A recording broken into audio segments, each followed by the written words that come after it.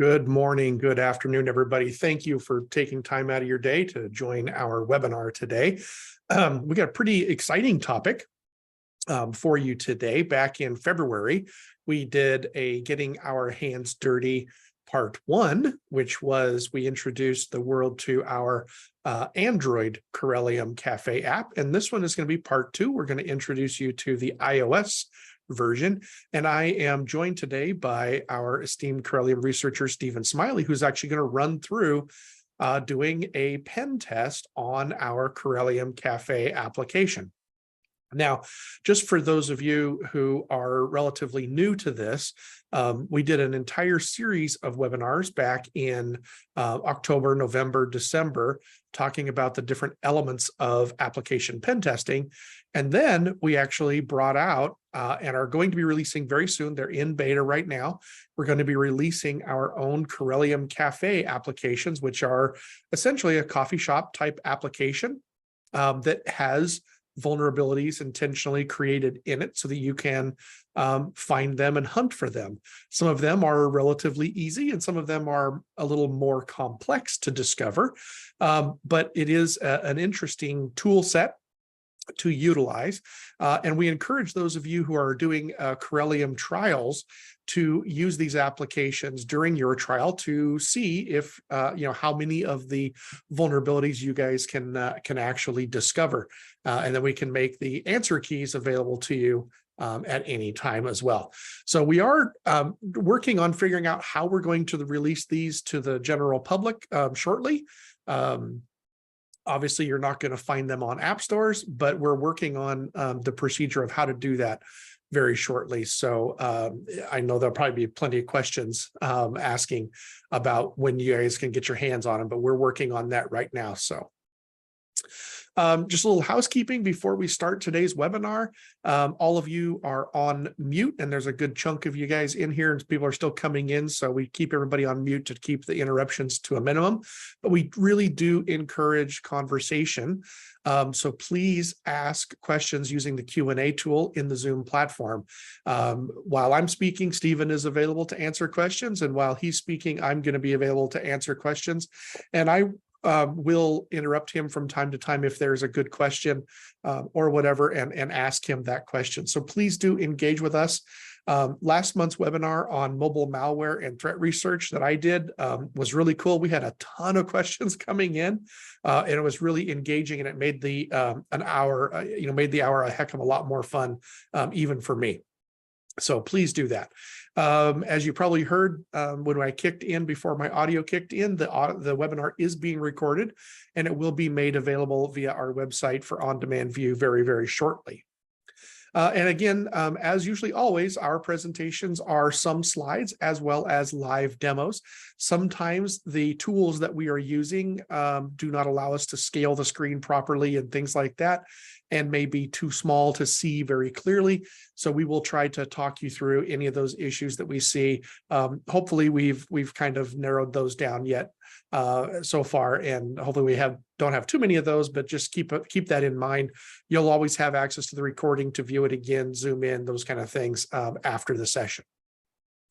So before I hand it over to Stephen, I just wanted to plug our technical write-ups that have been coming out. Lately, we have been producing a ton of these. As you can see over here on the right-hand side, Stephen he also works on a lot of these himself.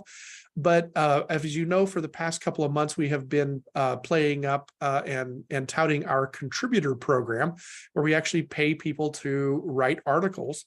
And David over here on the two left ones here, he's gotten a whole bunch of these done, and there's even more coming very, very soon. Some really interesting stuff coming up shortly about how to actually get true SMS messages into virtual iOS devices, into a Corellium platform from an outside phone number. So pay attention to some of these technical write-ups that are coming out very soon.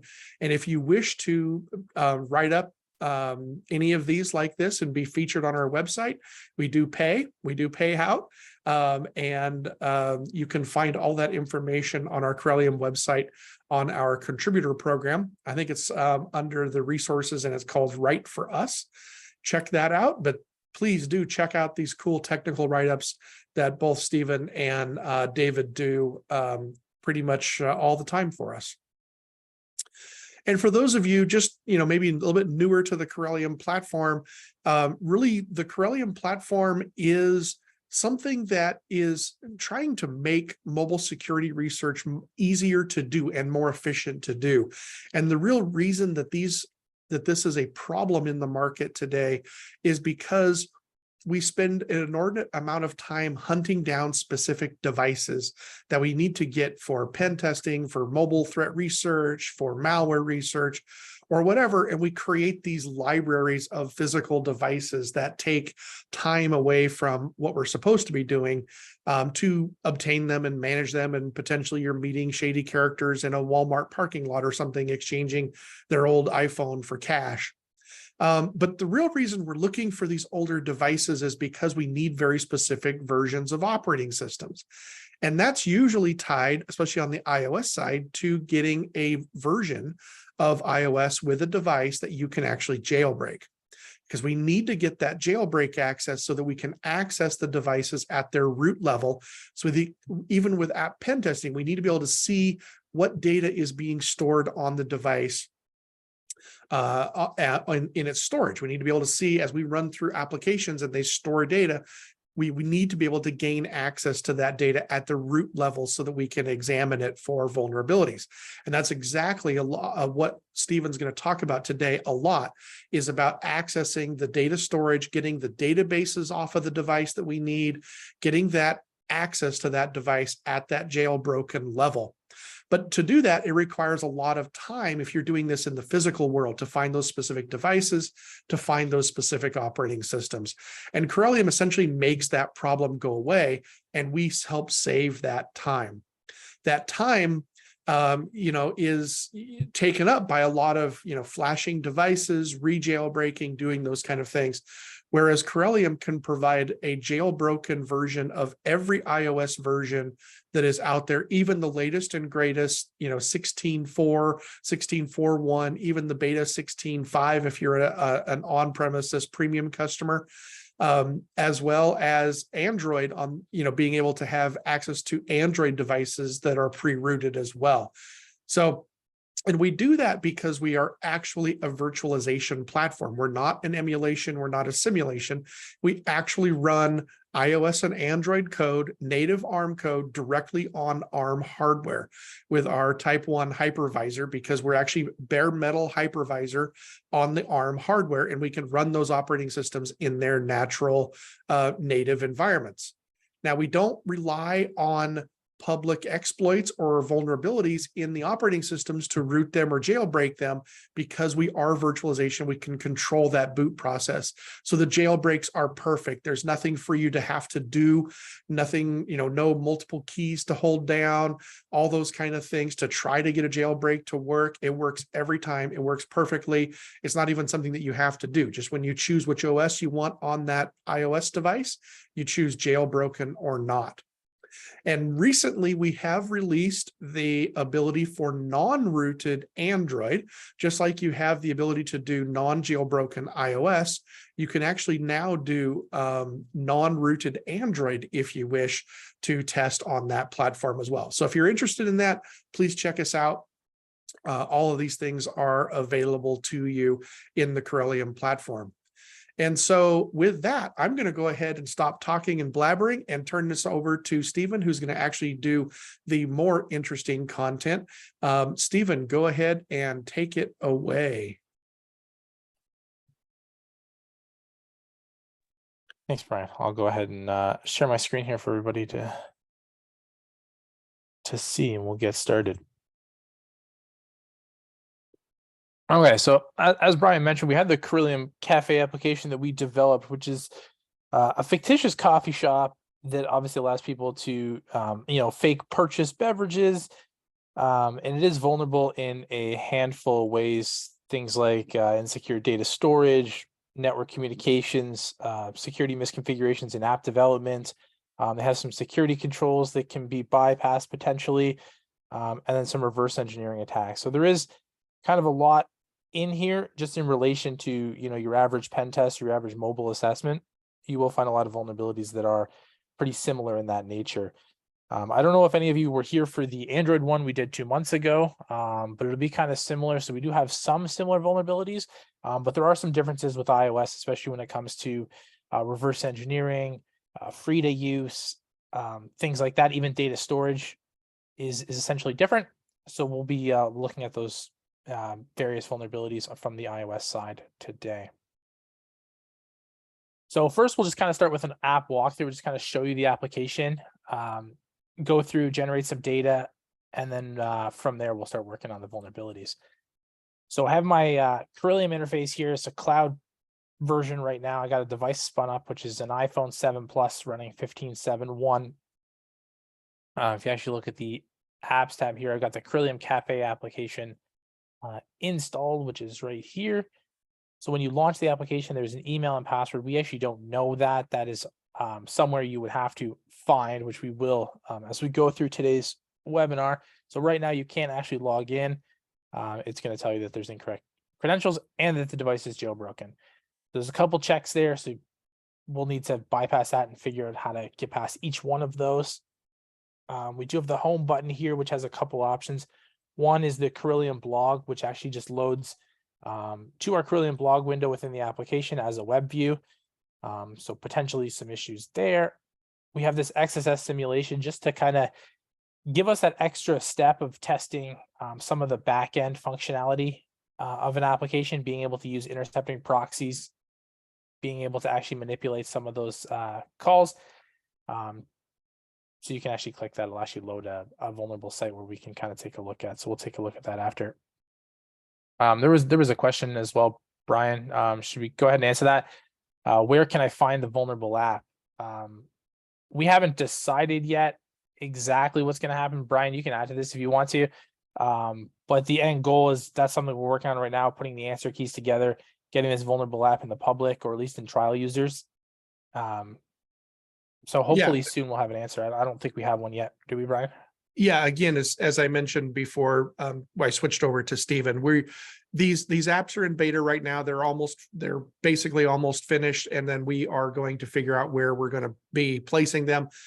They will most likely be available the quickest through the Corellium trial program. So if you have a Corellium trial account, you'll be able to gain access to these applications to use during the trial. However, if you are a Corellium customer, they will also be made available inside your accounts. We're just working with engineering on where to put them and what the best place is for that right now. So they will be available shortly. We have not decided whether or not we're going to make them publicly available. We do hope to, but right now we're working on getting them kind of internally released first. Yeah, definitely one step at a time. So we'll definitely have some more updates as well, and more blog posts related to some of this content as well. So we're going to go over a lot of the vulnerabilities here today, but it'll be good eventually for you guys to take these back to your teams and additional staff to kind of take a look at it as well. So we have the order screen here as well. So we've got some fake products, coffee, latte, tea, hot chocolate. You can add them to the cart. You'll see the cart update here. You can actually go to the cart. You have a promo code option, which you can try and get some free coffee instead of having to pay for it. But if you do have to pay, you go to the checkout. You can enter some information here. So I'm just going to put in some information here. You put a credit card. Just going to enter that in there. Enter a CVV code, a zip code, and then enter a phone number. And then you can place your order, and it will order. So, obviously, disclaimer, don't put a real credit card number in there. It's not actually processing it. There's no actual traffic that's being sent to. But the goal of it is just to replicate what you would see in the public with a generic application, right? You'd have the functionality of having the cart, having some stuff to buy, being able to add and modify that, having promo codes, and then going through the full process of that purchase. So that's the application just as a whole. And then we'll probably start going through some of the vulnerabilities associated with this. So right off the top, everything looks good on the screen. I'm not seeing anything crazy, but obviously behind the scenes, there are quite a few vulnerabilities here. So we'll start with insecure data storage. One thing we kind of start with is the iOS keychain, which the keychain, if for anybody who doesn't know, is just a storage container for sensitive data on iOS devices. Obviously, insecure implementations can lead to vulnerabilities that can be things like passwords, personal information, certificates, session IDs, things like that. Now you'll see a lot, and depending on your development experience, depending on what you look at, that keychain is the #1 storage space for iOS. They tell you to, a lot of the docs will tell you to store all your sensitive data there, all these things, passwords, personal information, credit cards, anything like that. There's a couple key things to note about that, which don't get talked about enough, which is that if something is stored in the keychain, you have two options. One, you should either encrypt it if it's sensitive data, so that when someone does pull the keychain, they won't be able to actually decrypt that, and it will just look like random text. The other option is to use these keychain security controls, and you see a screenshot here of one of them. So if you use this secure access control reference API, there are some various attributes you can use which determine when that data can be pulled, right? So do you need another fingerprint on your device in order to pull that data? Do you need the user to authenticate in some way, passcode? Is it accessible when the device is unlocked? Is it accessible when the device is restarted? Things like that. So these security controls just help limit how people can access that keychain and what data is there. So obviously sensitive data being stored, when the device is unlocked or when the device is restarted, becomes a little bit more of an issue. So how can this data be exploited? Well, obviously, if it's not encrypted and anything like that, you'll be able to access the keychain. So we have two options really to access that keychain. One, Keychain Dumper is a third-party tool. You can get it off GitHub. You can install it on your device locally, and it does work with the Corellium devices. And then you can just run the command from the command prompt to dump the keychain, and you'll see all the data there. Objection framework, which I'll explain on the next slide, really easy way, just one command, dump the keychain, and you'll be able to see what's being stored in there for your application. So objection, what is it? So objection runtime exploration, you can actually find it on, they have a whole GitHub project with a lot of information on there. So I recommend going to check it out if you haven't used the tool at all, because it is a really good tool, but it's a runtime mobile toolkit powered by Frida. So it really gives that front end to Frida, which can be a very difficult tool to use. So you can inspect and interact with container and file system for the iOS, for iOS and Android. Specifically today, we'll just talk about iOS. You could bypass security controls. Potentially, there are some built-in scripts within there to bypass jailbreak detection, certificate pinning. They don't work all the time, but they do a fairly good job. You can dump the keychain. You can dump other storage within iOS. You can actually hook application methods to get some data back. There's just a lot of things you could do. Hard to go over everything, but it's a really good project. So I recommend, if you haven't used it before, go check it out, read the docs. There's probably a lot more that can be done within there. So how is it performed? How do you do this? Well, if you have the Corellium cloud, which I do for today, you connect to the VPN, which is actually a VPN profile on the, when you log into the device, you have the Connect tab. You'll be able to see that as well. You can download the VPN profile. You ensure USB Flux is running, which is our tool to emulate the virtual device to look like it's plugged into your computer, right? So if you go into Xcode, you'll be able to actually see it. It just looks like the device is actually plugged in, even though it's the virtualized device. And then you go ahead and hook the target application. This is the easiest command, objection -G, which is for gadget. Pick your application name or your package name, and then do explore. And that'll give you that command prompt to be able to do a little bit more. There are some additional stuff as well, startup commands, if you want to run commands at startup instead of launching the application and then running. So there's a few things you can kind of do there. So right now we'll kind of take a look at actually doing that. So I have a terminal window here, and if anybody can't see it, just let me know. I can try and increase the size or anything like that. Looks pretty good, Stephen. Okay, perfect. I'm just going to move this screen sharing thing out of the way so I can actually see. If you don't know, by the way, what your package name is, you can look on here. You can find the package name here, which is a really good way to do it. But for iOS, if you don't know, you can also run Frida, which is what I just did. So I just ran Frida PS to grab the processes, USB because I'm running USB Flux, and then I'm listing all applications installed. So you can see the ones that are running right here, which is the cafe application. So if I just copy that, and then if I run objection, like I said in the slide, -D for gadget, the application, and then explore, what'll happen here is this will actually relaunch the application, and then it hooks. And like I said, if you look through, like there's just tons of commands. But if you do this command, which is iOS keychain dump, you can actually dump the keychain. And you can see this is a security control that I talked about on the previous slide. So this is when unlocked. So if the device is unlocked, you're going to be able to see this data. And this is the credit card number in plain text. So in a normal case, this should obviously either be encrypted or there should be some additional protection around this where they would request the fingerprint of the device in order to do that and to pull that data back. Ideally, the best way is just to encrypt this. Any questions around the keychain stuff before that? And there's keychain dumper as well. It's on GitHub. I'm not going to go through how to do that, but it's another good project if you don't like using objection.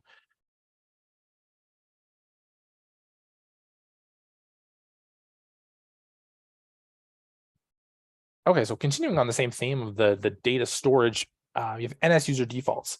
So the iOS system actually allows an application to customize its behavior to match the user preferences, and a lot of this stuff is stored in NS user defaults, and that could be something as simple as different themes, light mode, dark mode, a unit of measurement, kilometers, miles, something like that. Various application preferences, what do you want to see first when you log into the screen? Make it a more personable experience for the user when they install the application. Now, most of the stuff completely harmless, right? At the end of the day, if someone gets that data and sees it, no one's really going to care that you like light mode, but I like dark mode, or you like to see this screen first and I like to see a different one. No one's really going to care, and there's really no security concern there. But when it's used insecurely, sensitive data can actually be stored in there. And I've seen this in a handful of applications, and you'll actually see it in this application, where something for the application gets stored in there that shouldn't be. So how can you access it? Easiest way, again, is objection. You can actually pull the data really easily. Alternatively, there's actually a preference file stored locally in your data directory, but you have to convert the file. It is kind of a pain. It's not the easiest way. There is some guides online to do it. We should probably publish a guide as well. But objection is really the easiest way to kind of pull that data. So here, actually, I think we'll take a look at that. So if you look here, we have this hooked already. So if we do iOS NS user, not that one, NS user defaults, and then get, it's going to pull all the user defaults. So some of these are generic from Apple, and you'll see these kind of with every, the keyboard versions, some of the versions as well. Some of these ratings, this all comes from Apple directly, but what doesn't come from Apple is this. So if you see a username and password here, this is directly programmed in, developed in for this vulnerable application. And now you can see that we do have the credentials that do work for the application. Now we do have some jailbreak detection as well, so it won't actually do anything. But you can actually core admin Corellium.com. I'm just gonna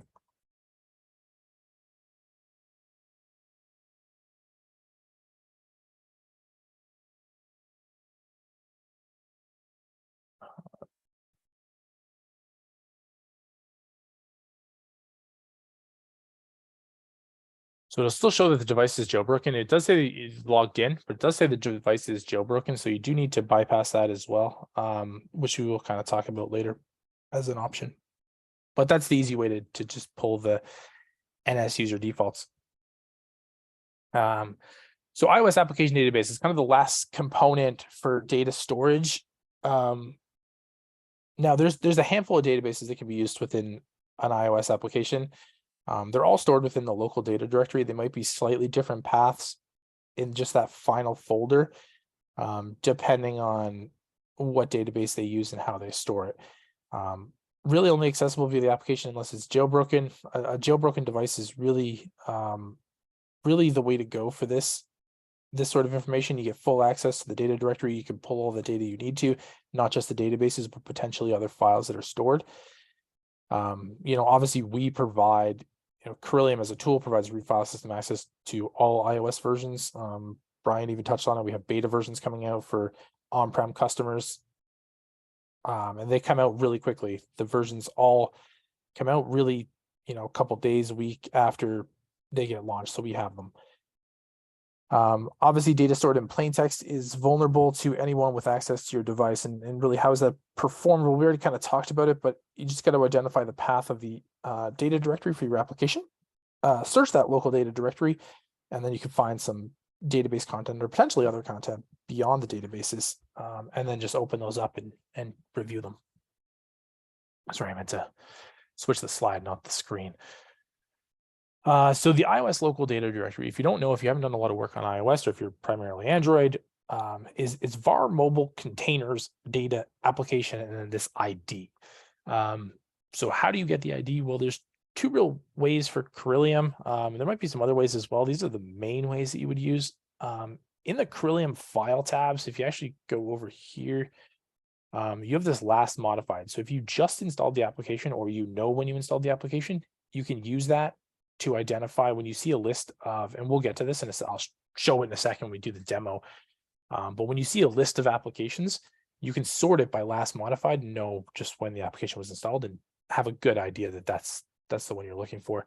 The other way to be 100% sure is just to use objection and run this env command, which is going to give you the paths for your library directory, for the cache directory, bundle, and documents. Brian, we got a question. Did you answer that, or you're typing? Okay. Yeah, I got it. Gotcha. Okay, so first thing first is we'll just run env just to make it easier so that we actually know what the path is. And then we can actually go take a look at this. So if we do var mobile, sorry, I clicked private. It's var mobile containers data application 4BB data application. Mine might be, yeah. So so if you actually, that was really quick, you might not have actually seen that. But if I clicked last modified, if I sort it going down from most recent, I actually installed the Corellium Cafe application on this device yesterday, I think. Yeah, yesterday. And so you'll see it's the top one. It's the easiest way to figure it out. Alternatively, I just also ran objection to see what that path was. And then you'll get access to this folder. So you'll see a bunch of stuff in here. There is a documents folder. There's nothing in there for here. If you look in library and application support, you will see this SQLite file. So they're using a SQLite database. You can download it. Now, this is one thing that I want to note about Corellium, just so that you don't get confused. And it's really about how the databases work. And we're actually going to be publishing an article on this maybe next week. We'll see about that one. But one thing to note right now, and I'll kind of show it. If I download this SQLite file and I try to open it, there shouldn't be any data in there. So you see customer info, customer info table, there's nothing there. So the credit card field is there. So what I'm actually going to do, I'm going to download all three of these. So if you select multiple files, you can download as a zip archive. That'll open up here, and then you can actually open up the SQLite file, and you'll see the data's in there. So one thing that we don't want to get confused about, and because we give, let me just go back here. Okay, so you only see the one file now. That's okay. So what databases have is they have this write-ahead log. So what happens is the data gets stored here first, and then periodically, after a certain amount of time, that data will get written to the SQLite database. That doesn't happen right away. It depends on the development, depends on the configuration, but typically it's not very quickly. So if you're entering data in the application as part of a pen test or part of an assessment, and the data is in this file but hasn't been pushed to the SQLite file, it's best to download all three, download the entire folder, and then open the SQLite file. Because what will happen when you saw it the second time, when I downloaded it as a zip archive and I opened it, it's basically reading this write-ahead log and seeing all the data is there. So it's actually writing the data itself at that time. Whereas if I just downloaded the SQLite file, you might not see the data. So that's something you really just need to be aware of. Because we give you the unique ability to be able to just go in here, navigate this entire file system and download what you want. I don't want to get confused about just downloading the SQLite file or downloading the database you see. Download the entire folder just in case the data hasn't been published over, right? It's a good way to make sure you don't miss anything.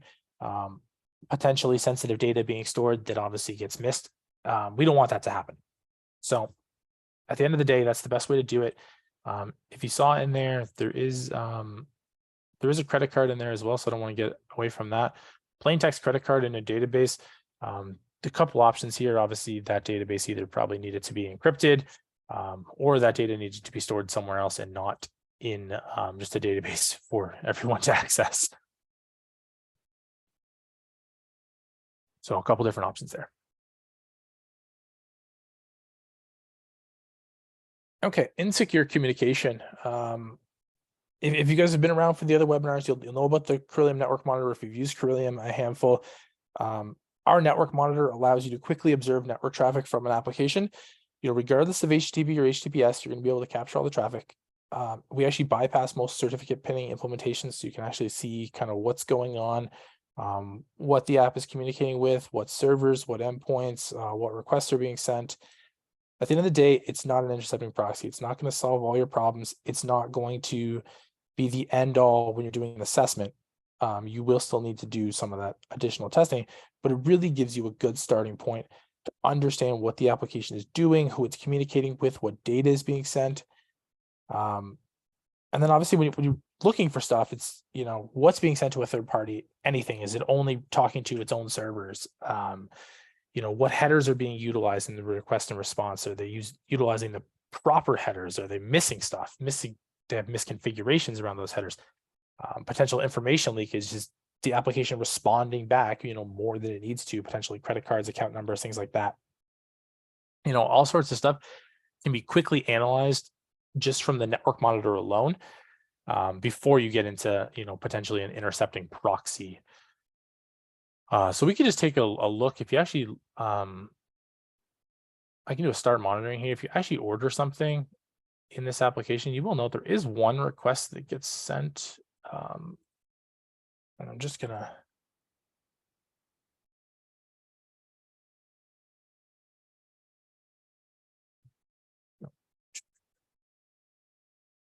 Sorry, I'm just gonna enter all this data.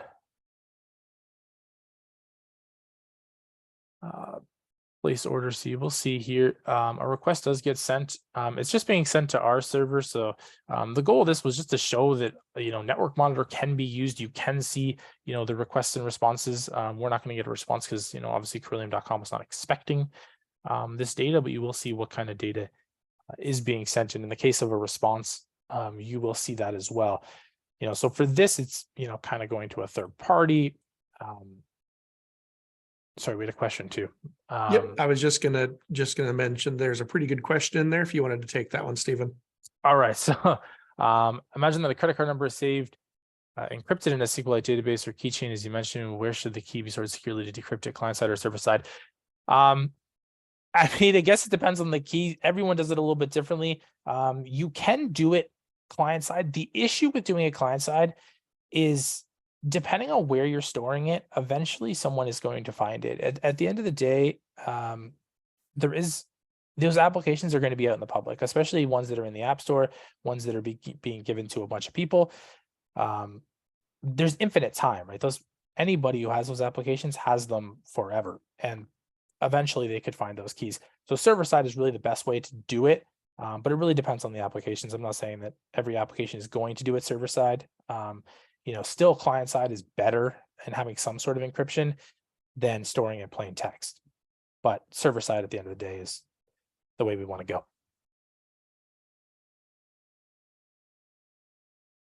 So yeah, if you look here, this is the only request you'll get in this application. It was really just to show off the network monitor and its quick ability to be able to find, what the application is doing, who it's communicating with, what the request and responses look like.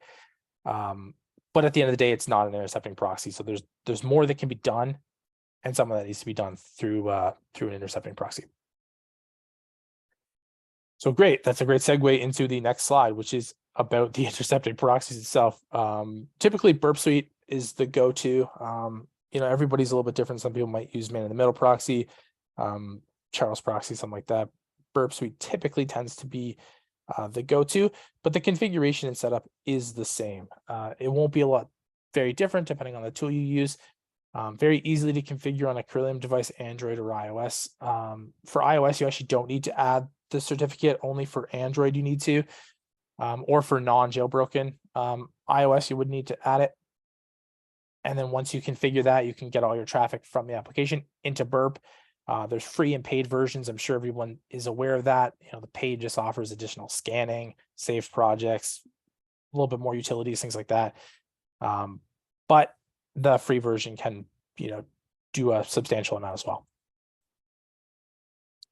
So I actually have Burp running somewhere on a screen.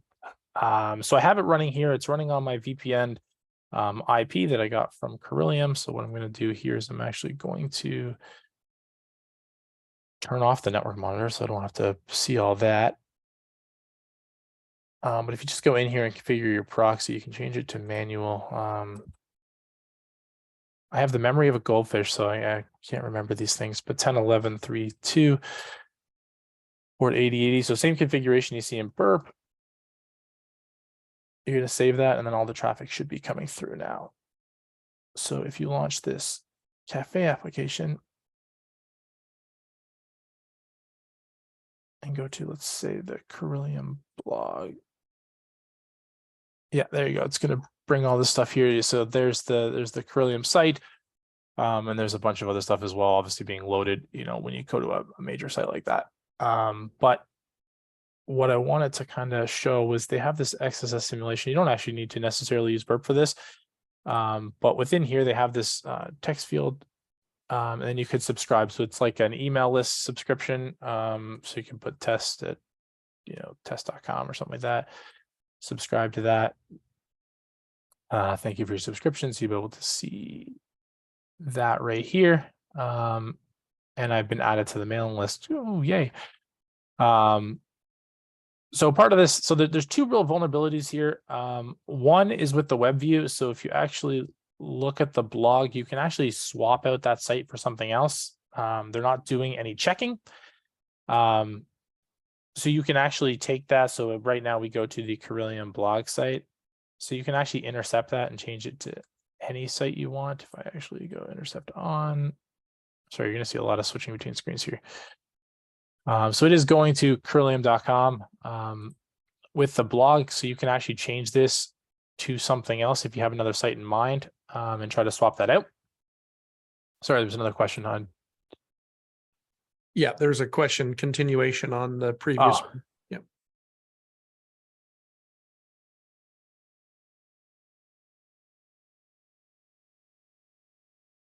Sorry, guys, I'm just reading the question. I apologize. Yeah, totally correct, right? If you're going to store it client side, I mean, you can store it somewhere else. I mean, iOS is going to tell you to store it in the keychain as well.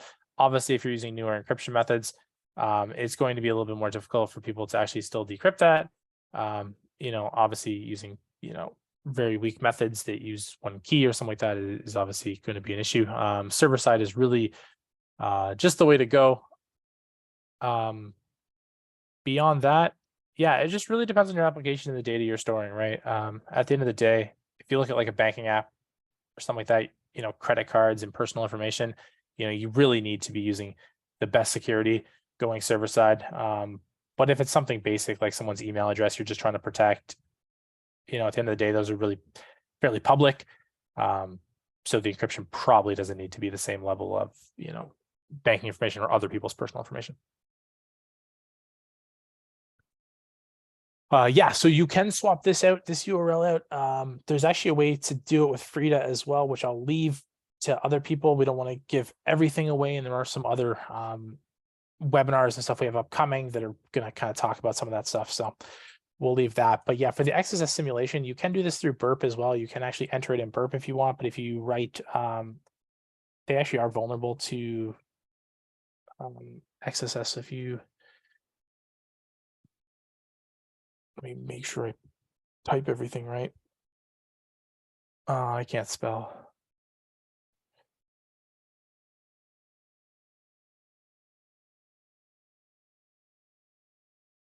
It might have been my spelling. But you can also do this in, one might just do it in here to make it easier.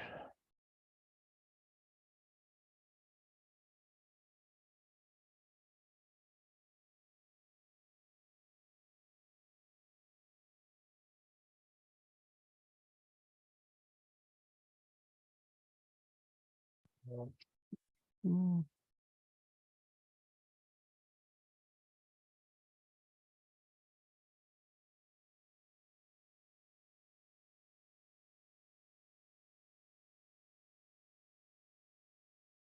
And there you go. So if you can intercept it, you can modify the field to perform something like XSS. I mean, the goal of this was really just to show two things. One, Corellium is really quick at being able to just set up burp and be able to configure that and run various attacks. This is a very simple attack, but at the end of the day, still an attack nonetheless. And the other is just making sure that we are using burp and we're trying to get everything we can out of this application, right? We're not just testing the client side of the application. We are testing the back end. We are testing every component, every field, and doing a full kind of test of this application. Okay, so common misconfigurations. How much time do we have left? 16 minutes. Okay, perfect. So common misconfigurations. In iOS, you have the info.plist, which I'm sure most people are aware of if they've done any sort of iOS assessment or reviewed anything for iOS, especially when it comes to like installs and configurations. But they're iOS configuration files used to provide essential information about the application. That could be things as simple as package name, application version, supported device models, iPhone, iPad, things like that. There are some more complicated things you see in there sometimes, which are potentially API keys for third parties, app transport security settings, and various misconfigurations. So when it comes to the app transport security, you obviously want to ensure your application and network communications are secure and utilize modern supported technologies. So allowing, disabling ATS can allow people to, downgrade TLS1, use HTTP, whatever they want to communicate. So if you're disabling that globally, that's a bigger issue. So how do you go about accessing the info.plist? Well, easiest way is just unzip that IPA binary, navigate into the payload folder, and then just open it. So I'll just kind of show that quick. I actually have it here. So if you have your cafe application or any application, you can just unzip that. You're going to get this payload folder. You go into the payload folder, you can do show package contents, and then you can just review everything that's in here. So you have like info.plist, for example, and there could be other plist files in here, not just to specify the info. Info is always going to be there because it's part of the configuration, but there's potentially other ones, right? If they're using third parties or different APIs, they could have a plist as well, which could have potentially hard-coded data. But yeah, if you look in here, there's not a whole lot in here, but if you do see the app transport security, they are allowing everything from local networking to arbitrary loads in web content, literally allowing everything. So that is a misconfiguration. Any sort of network communication is really at risk then. People are going to be downgrading that to HTTP, using insecure protocols, things like that. So any protections that you've already implemented to kind of help your traffic are kind of gone out the window by allowing all of this.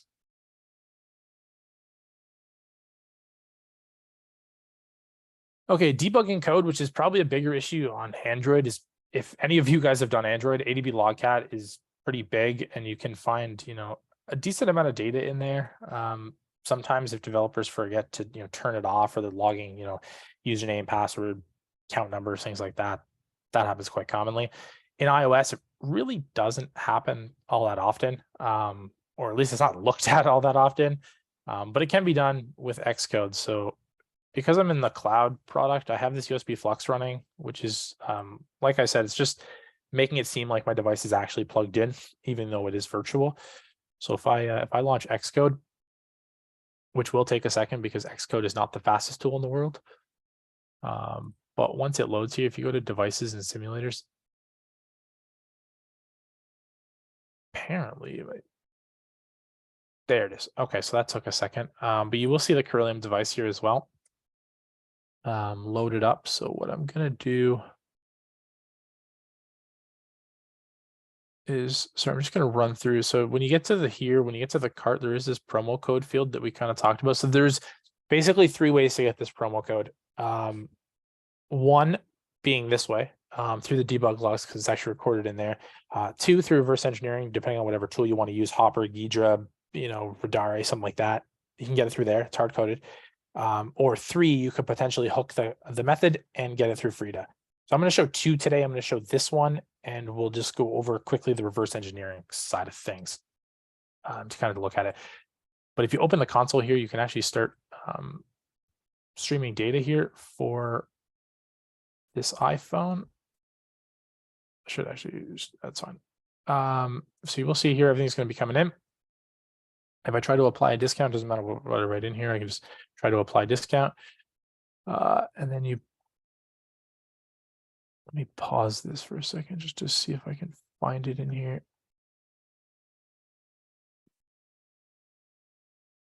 There should be something. Cafe should have. There it is. Okay, so you'll see here there's a code here which obviously does not match with everything else. So that's when you kind of know it was logged as an error as well. So that's one way to kind of look at it. But you will see here, Corellium is awesome, and you can actually type that in. It will actually work. Oh, is there a capital? Oh, there is.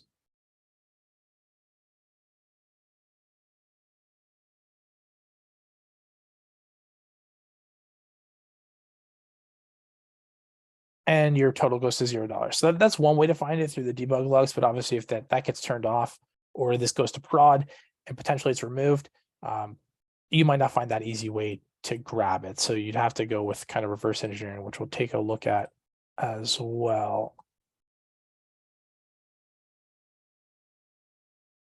Sorry, 2 more things. One, bypassing security controls. Security controls obviously can include certificate pinning, jailbreak detection, tamper proofing, runtime detection. There are a couple ways to do it by default that are really just easy. One, Cydia packages or SSL kill switch for iOS. Really easy to install.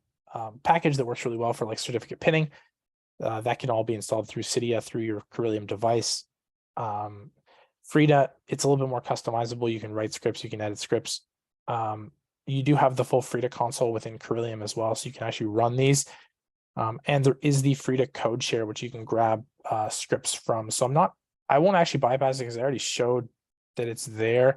But if you go into Frida here, you do have the console where you can hook a process here, like this cafe application. If I spell it right, you can hook that and you can have full access, and then you can just run a script. So I have this iOS jailbreak bypass. If you actually execute this and then run that script, if I try to log in now, it's actually going to bypass it, and you'll see the debug log here.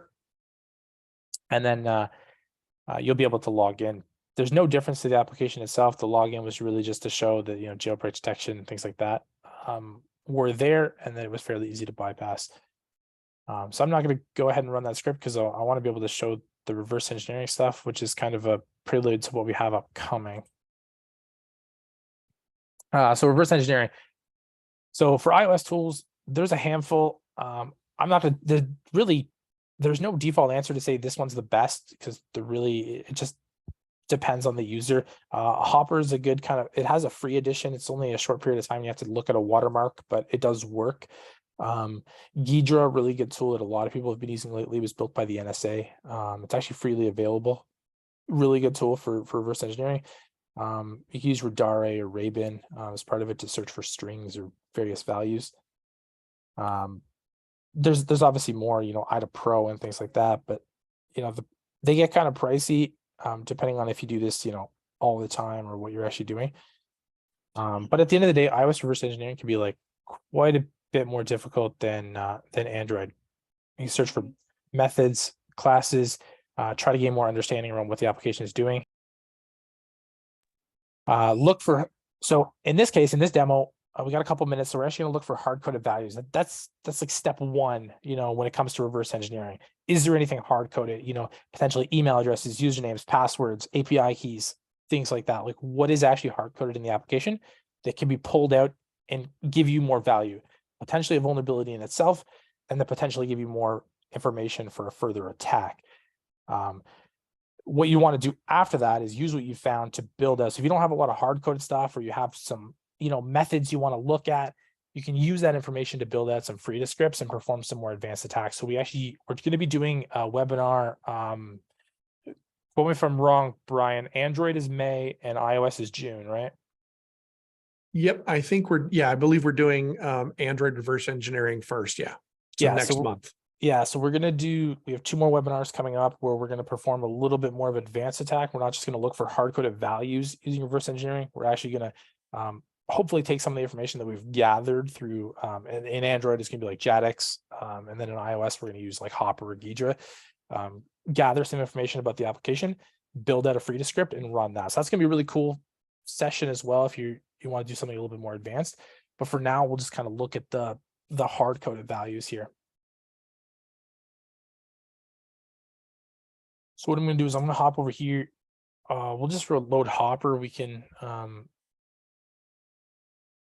do this with any tool. So I'm just going to load the cafe application in here. And I'll talk for a second while it just analyzes this application. But yes, we got some really good webinars coming up. If you're into reverse engineering, feel free to register for those. Those are going to be kind of exciting. We're going to build out some Frida scripts and actually kind of walk through that. So that should be kind of exciting. But yeah, in the meantime, we're just going to look for hard-coded values. So for this application, we already know what the value is. So you can actually, if you know what a value is, you can look for it. It's a little slow because it's still analyzing, but you will see Corellium is awesome here. So you'll be able to find it. That's not the way that I would necessarily go about it, because you don't really know what that was. We only know because of the debug logs that it's actually there. You can also, if you're searching for emails or something, you can also use like the @ symbol and start searching for stuff like that. That's how we got you can get the username through there, like core admin. You can find like corellium.com because it is a username. But in terms of the promo code, there's a couple things you kind of want to look at. It's a promo code, it's in the cart, what are some ways you can kind of look at that? So typically you're going to start walking through the code and start figuring out, but you really need to know where to start. So in general, kind of the best way is just looking at where in the application it is. Are we looking at the cart, for example? There's a few here. There's the cart view, cart card. So you can see a few things here, the cart controller. You see some references to promo code here.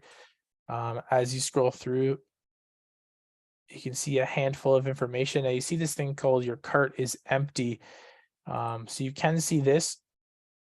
And then just below it, you can find a hard-coded value. So they're using this Corellium is awesome. It's short form for awesome there. That's going to be hard to search for. It's not just called promo code. You can find it here by looking towards the cart. The other thing I would kind of always look for is, what else happens? You're looking at the promo codes. You start looking at promo code, you see a promo code here. You see a couple methods. You can actually scroll through. There's a few different options. And then this one, we're really kind of in the code here looking at it. So if you actually scroll around, you can look, there's the credit card number it's pulling. You can see the reference to Corellium.blog, which, by the way, is a good opportunity to kind of take this information to actually try to swap out this using a Frida script. But if you actually scroll up, you'll be able to find Corellium is awesome. Now, this is obviously just the beginning of reverse engineering. Like, you can search for anything, in this case, we're searching for obviously promo codes, or we're trying to find something of value. In a general application, you could be looking for things like API key, anything hard coded with like an API key. You could be looking for a password, an email address, things like that. So there's a lot of different methods you got to walk through. You got to search some stuff, you got to gain some information. And do that. There's some other tools as well that you could run prior to this to be able to kind of gain information about what methods are being used. what can actually be hooked, what can be ran. And those just, we actually wrote an article not that long ago. I think we're writing another iOS reverse engineering one. But there's an intro one out you can actually take a look at, where we talk about running some tools like strings and things like that, O-tool, to kind of get more information about the application, and then use that as you move into tools like Hopper and Ghidra and stuff like that. But like I said, we have some new articles coming out as well. And I'll just bring it to the thank you screen. But yeah, we have some new articles coming out on reverse engineering, some more advanced stuff talking about the scripts. We have the new webinars coming out in May and June. So if you're into reverse engineering, this was just really an intro to kind of talk about our vulnerable app that we built, some of the ways that it works with Corellium, some of the ways you can walk through, you know, some of the pen test techniques to be able to find some of those vulnerabilities. But there is some more advanced stuff coming. So I definitely register for those and keep an eye out. Well, thank you very much, Stephen. And again, like Stephen said, May and June are going to be much deeper dives into the tactics and techniques of reverse engineering, especially around why you're looking for certain things and how to do that. So we look forward to seeing you guys next month. If we see a couple of questions that are coming in right now, we're going to go ahead and we'll address those with you folks offline. Our contact information is there on the screen. Thank you, Stephen. Really appreciate everybody. I can answer the one if you want, Brian. Yeah, go ahead. The one right was ahead. the one was just a thank you. So thanks, Carlos. If you have any questions, feel free to reach out. The other question was just if we developed it natively, which it is. We did not do a hybrid application by any means. We didn't use Flutter. We were going to use Flutter. We decided against it. So we are using Swift UI for iOS and Kotlin for Android. So it's all done natively. Awesome. Thank you very much. And thanks, everybody. We look forward to seeing you in May and June at the next set of webinars. Stephen, thank you once again. And I hope everybody has a great rest of their day and rest of the week. Thank you all. Take care.